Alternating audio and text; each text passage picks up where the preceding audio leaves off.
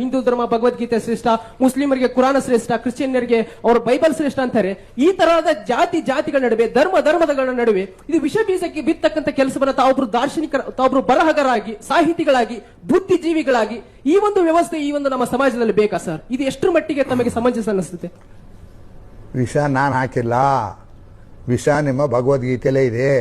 ಅಲ್ಲೇ ಅವನು ಚಾತುರ್ವರ್ಣ ಮಯ ಸೃಷ್ಟಂ ಗುಣಕರ್ಮ ವಿಭಾಗ ಸಹ, ನಾನೇ ಚಾತುರ್ವರ್ಣವನ್ನು ಸೃಷ್ಟಿ ಮಾಡಿದೆ ಅಂತ ಕೃಷ್ಣ ಹೇಳ್ತಾನೆ.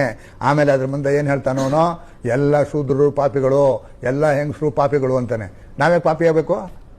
ನಾವು ದೇಶದ ಸಂಪತ್ತನ್ನು ಉತ್ಪಾದನೆ ಮಾಡ್ತಾ ಇದ್ವಿ, ನಾವು ರೈತರು ಉತ್ಪಾದನೆ ಮಾಡುವಂತವರು, ಬೇಕಾದಷ್ಟು ಸಂಪತ್ತು. ನಾವು ಆಹಾರ ಬೆಳೆದಿದ್ರೆ ನಿಮ್ಗೆ ಅನ್ನನೇ ಇಲ್ಲ, ನಾವೇ ಪಾಪಿಗಳಾಗಬೇಕು? ನಾವು ಪುಣ್ಯವಂತರು.